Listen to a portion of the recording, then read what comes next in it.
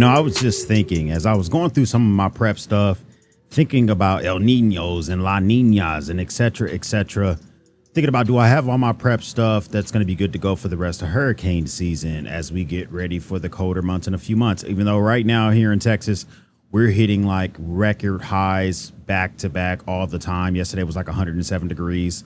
Today we're expecting it to be hot as hell as well. But I'm going through and just making sure that my gear is good to go. And I'm realizing that prices are not only continuing to go up, they're going to continue to go up for the things that we need. This might be the time where if you've been thinking about buying stuff for prep or everyday carry, you just pull the trigger and do it. It might be just time for you to just make it happen, because there's so many things that are being affected. Literally a couple of days ago, stuff went into effect this weekend. Stuff's going to be going into effect. Retaliatory tariffs coming in from Canada. More tariffs going into effect January 1st of 2027. This could affect stuff that you're worried about. Canadian products that we don't even thinking about, such as dairy, alcohol. That's not really a part of too much of your prep type stuff. But things that could be a part of your prep, such as like hand tools, saw blades, locks, safes, hardware, leather, just different raw materials and raw metals that we get from there. We import steel from them. We import aluminum from them. Dog leashes, K9 gear, like all that type of stuff. Not just literally the stuff we think about all the time, like water and maybe food provisions, but lots of small nitpicky things, animal hides, all that stuff could be affected by increases in prices. Travel gear in bags and stuff that we get all of the time, storage, semiconductors, storage media. I'm very concerned about the increase in price. And if you want to get the stuff, I would advise that you get it right now, mainly because we just don't know when and if prices are going to stay stable, when they're going to rise again, et cetera, et cetera. As Canada readies retaliatory tariffs, Mark Carney, who's the Prime Minister of Canada, says his nation is at war with the U.S. Let me just be frank with you guys. We, the United States, will win a trade war versus Canada. But I don't know if I give a fuck to win a trade war versus Canada. The last trade agreement between the U.S. and Mexico and the U.S. and Canada was all put in place by the previous Trump administration. We seeming to be just blowing that up, and I'm not keen on why we're doing it. And the reason I know we will win a trade war, because over 70% of the things that Canada produces, they immediately export it into the United States. So we would definitely cripple their economy, right, if we were putting on tariffs. But at the end of the day, I don't necessarily care about winning a trade war. I care about my pockets staying like reasonably fat, me being able to get the things that I need.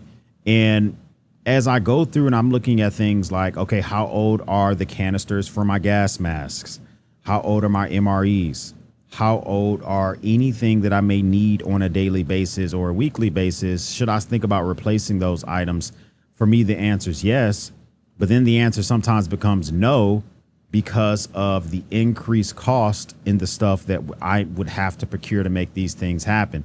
So I think that this is a bad look for us, especially when we're coming on the heels of already having to pay more money for the Iran war. We're already having to pay more money for different conflicts that are going around the world, the threat of the Suez Canal being affected, the threat of increased prices on petroleum, diesel, things that are made with petroleum. I got to just tell you, I don't like necessarily telling you right now, like if you need stuff for your food prep, your water, your field survival, go and forth and make those purchases now. But we're kind of in that window where if you didn't make them before August 22nd of this year, you might want to start to make those purchases now before the companies that import these goods, because the tariffs are passed on to the companies that import the goods, right? So if you have a company that's importing steel, they're importing heavy canvas, they're importing woven synthetic materials. As soon as they have to start paying higher prices to get that stuff from the border, they're going to pass it on to us.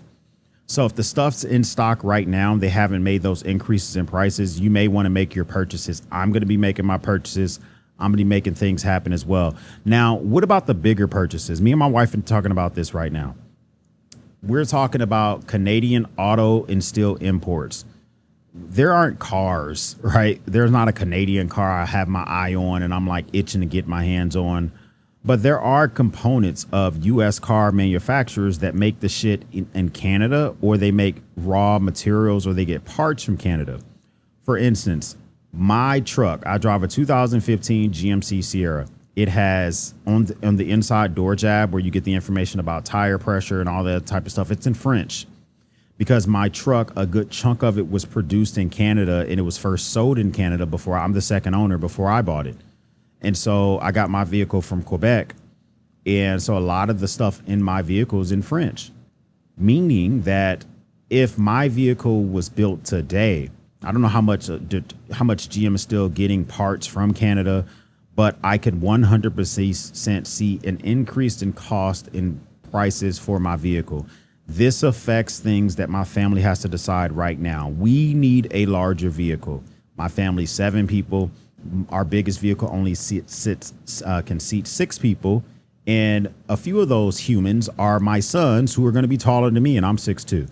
So I can foresee us needing a larger vehicle. We don't want a minivan. We're going to want something that's American built. So something from Lincoln, something from Chevy, something from, GMC, or maybe even from Ford. And I don't know how much of that shit is made in Canada. I've never thought to research it before. Now I feel like an urge to think about, do we make the purchase before January 1st of 2027, just to like maybe avoid the increase that these companies are going to be trying to pass on to us? Do we wait it out? Because the president does seem to a lot of times back down on his tariff threats, but he didn't back down on the threats that just went into place on August 22nd.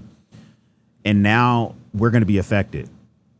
So if there are things that you need, everything from everyday life, like protein powders, milk powders, casings, a lot of that stuff comes from Canada. A lot of stuff we don't even think about, we get from Canada, from our neighbors from the north. And if it's something that's important to you, you might want to make the decision to go ahead, pull the trigger and get it while you still can. That's what I'm going to be doing. I'm going to be doing some videos here soon on my new prep items, especially for bugging in for the family size. I'm in the middle of modifying one of my Pelican kits, which Pelican's made in the USA. But some of the shit inside of my Pelican case, I don't know where it comes from. And I just want you to not get lost in the sauce and think about making these purchases now. Let me know, comment down below, what are some things that you're going to be updating for your prep kit, your everyday carry, or just generally for your gear, whether it's for your vehicle or whatever. Have you already started making those purchases, or are you going to be avoiding it and just hoping that these things die down? First time stopping by, hit the subscribe button. I would love to have you part of the battalion. If this is not your first time stopping by, well, thank you once again for watching me run my grape. For everyone else, we'll speak soon.